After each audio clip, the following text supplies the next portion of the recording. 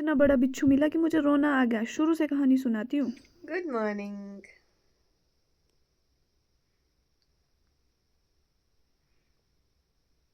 कैसे हो आप?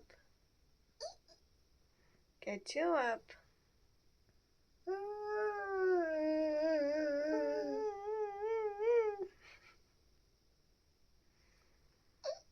क्यों खा रहे आप? क्यों खा रहे आप? ओ गंदी बात।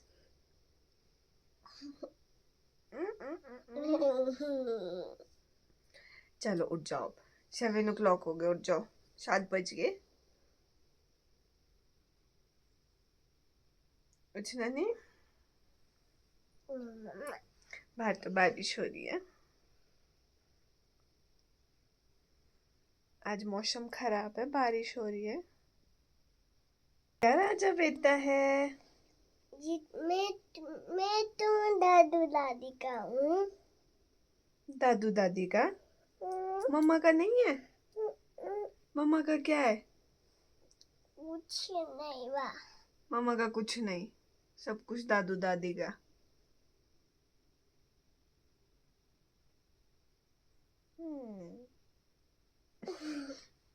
फिर मम्मा के पास क्यों आते हैं आप? जुगनू के साथ इतनी देर गप्पे मारने के बाद मुझे टाइम का कोई पता नहीं चला कि कब 7 बज गए और मैं हो गई थी बहुत ज़्यादा लेट। तो मैं बाहर घूमते घूमते फटाफट से खाना खा रही थी। जुगनू की पारी और सारी लिपस्टिक इसके मुंह पे छप गई थी बेचारे के सुबह सुबह। फिर मैं चल पड़ी थी ड्यूटी के लिए।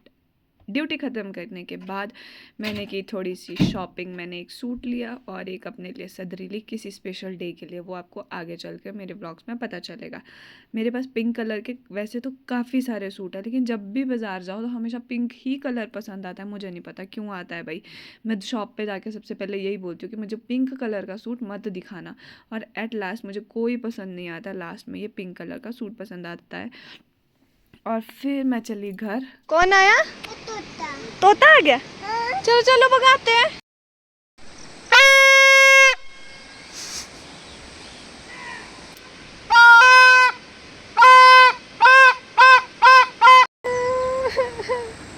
आदिश ने मम्मा को छुई लगाई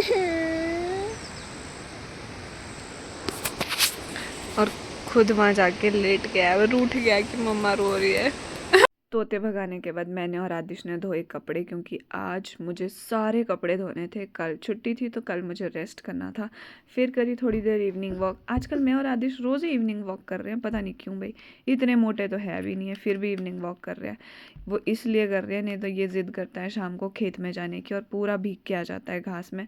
तो इसलिए मैं सोचती हूँ कि यहीं पर इसको इवनिंग वॉक करवा दूँ, यहीं पर घर के आसपास ही कहीं घूम लेगा, ग्राउंड में या छत पर, तो ठीक रहेगा। नहीं तो खेत में जाता है, वहाँ से पूरा मिट्टी के साथ आ जाता है सारा। कभी मिट्टी सिर पे, हाथ में, पॉकेट्स में तक मिट्टी भरी होती है इसने। दिन में तो ये एक बार ऐसा कर चुका होता है, अब शाम में इसको फिर थक हार के मुझे याद आई थी कि मम्मा ने मेरे को कल एक मिठाई दी थी जो मैंने नहीं खाई थी, तो मैंने बैठ के वो खाई क्योंकि मैं थक गई थी।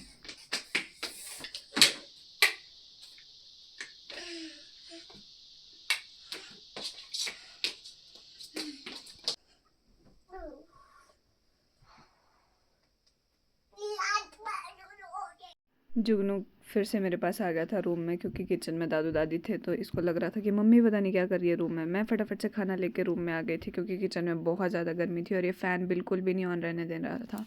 तो मैंने सोचा कि मैं रूम में जाके खाना खाती हूँ। फटाफट से डिनर किया और फिर से वापस आ गया था लाइट ऑन करने। और इसको रात को 10 बजे पॉटी आ गई। पूरा दिन पता नहीं क्या करता है। इसका टाइमिंग जो है वो रात का है। रात को जैसे ही सोने की बारी आती है वैसे ही इसको वॉशरूम जाना होता है। जैसे ही बाहर निकले तो ये बिच्छू हमारे को दिखा, और शुक्र है ये बहुत छोटा था, हम नंगे पैर नहीं थे। Okay bye bye, good night.